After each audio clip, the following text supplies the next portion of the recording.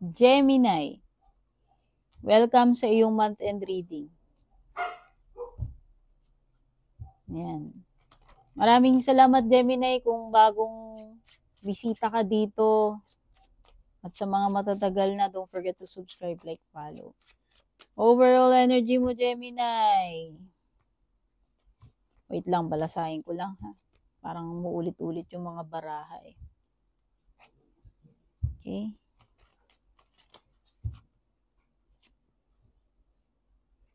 Ganda. An opportunity to earn from a sideline. Kung meron ka ng trabaho. Pero kung wala pa, eto na yung opportunity mo na kumita or magkatrabaho. Ito na yung hinihintay mong good news related sa pera or sa opportunity. Okay? Nakikita ko rin na pwede kang mag-aral, may matutunan kang bago. Yan. Basta may magandang balita rin paparating sa iyo. Kasi page yan eh. Pwedeng actually magsisimula ka na kasi page is pwedeng about panimula ito eh. Okay?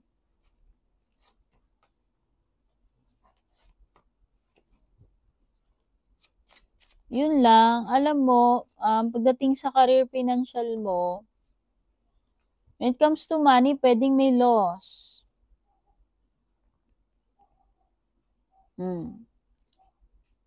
Pwedeng may talo, may loss. Pero pwede ring missed opportunity ito. Kasi parang nagre-regret ka eh. May panghihinayang may regret. Pagsisisi or loss. Sa career mo man yan o sa pera. Pero alam mo, huwag ka mag-alala dahil nandito yung justice card. Sa tingin ko may babalik naman yan. If ever, no? Pwedeng maibalik yan. Or mabigyan ka ng justice, kung yun man yun, kung may mga legal matters man dito, disputes, or whatever. Kasi itong justice is, makukuha mo talaga kung ano yung nararapat para sa'yo eh. Okay? So, magkaroon ka man ng talo dito, pagkakamali, loss, pagkabigo, no? Nakikita ko maitutuwid, mailalagay sa ayos. Or babalik yung dapat bumalik at least sa iyo. Pwede rin naman itong good karma by the way para sa iba. Okay? May Libra energy by the way with the Justice card. Tignan na natin when it comes to love life.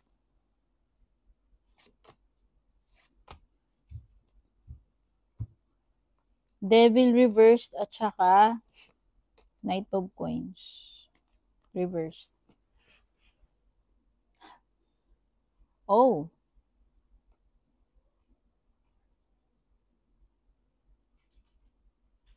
I think matatauhan ka na rito or yung person mo, kung sino man yan, pwedeng magkabaliktaran yung tinutukoy ko energies dito ha, kayo po ang nakakaalam.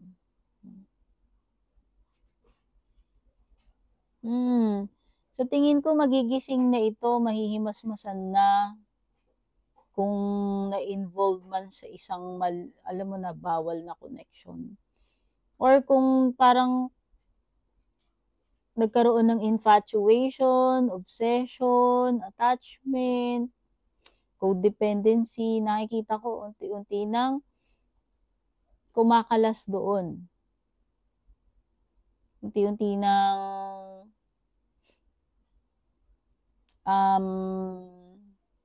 nare-realize na mali yung bagay na ginagawa niyan or pinasok. Or baka ito na yung time na maghihiwalay na kayo ng landas na itong person na to. Oh. May Devil card which is Capricorn energy. Oh, sa tingin ko medyo matagal-tagal ka rin na rito kasi Knight of Coins is matagal yan eh. So siguro medyo matagal ka rin nawala sa sarili mo or na-obsess ka dito, no? Pero importante doon, nagising na with the devil reversed. Okay? Natapos na rin yan. O, pwedeng this is an indication ng pagtatapos ng isang toxic na relasyon. Okay? Doon na tayo sa hindi mo ine-expect na mangyayari. Check natin.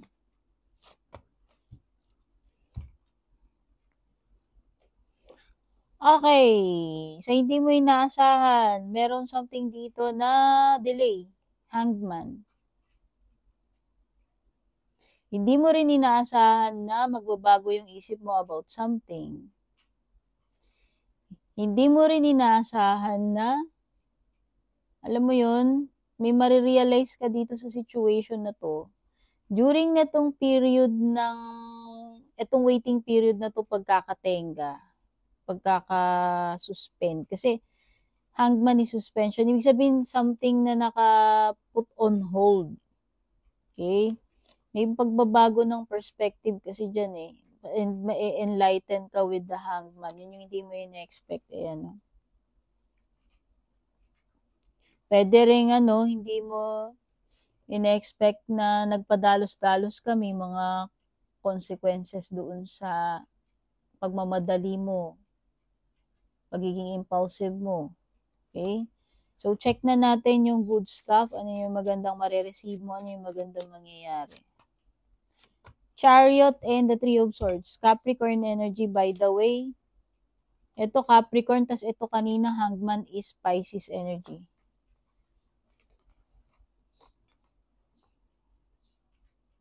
So, yung mga signs na meron dito, Libra, Capricorn, Pisces, Cancer. Wow, nakikita ko dito is a successful outcome. Magsasucceed ka, ano man itong piliin mo dito na path. Kasi pwedeng may dalawang options ka rito eh. Nakikita ko rin, if related sa travel, pag-abroad, nakikita ko na matutuloy. Basta meron ditong matutuloy, kung ano man yan, and magiging successful yung outcome. Marireach mo kung ano man yung outcome na yun or yung destination na yun. Yun yung ibig sabihin. Or yun, magko-continue. Okay? Okay. Nakikita ko ito is Three of Swords, which means makaka-bounce back ka na, makaka-recover ka na, makaka-move forward ka na sa isang heartbreak.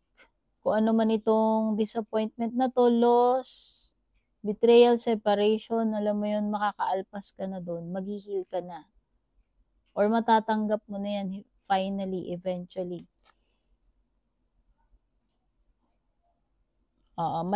Tapos na yung period ng pain, suffering, sadness. Yun lang yung nakikita ko kung hindi man yan about breakup or what. So, check pa natin yung iba pang mga paparating sa iyo.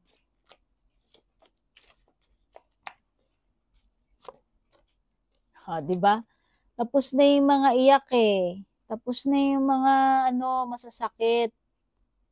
Andyan ang happiness.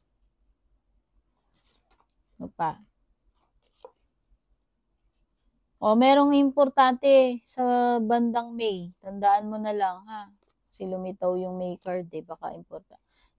Dealings or relationship with someone with dark complexion or dark hair. Di ko nalalagyan ng gender, kahit na anong gender.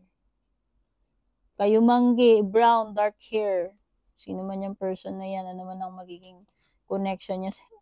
Too much concern about, yan, basahin mo. Too much concern about tsuktsakan, SEX. Mukhang madidiligan. New opportunity, job or career para sa inyo.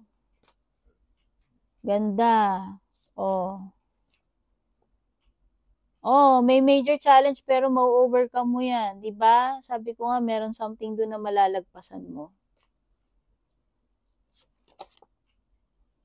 Meron talaga, person, romance, new connection, meron ding socializing. May mga mamimit ka, romantic man ito, friendship. May mga events, parties. Okay, so yun lang. Take care. God bless, babush.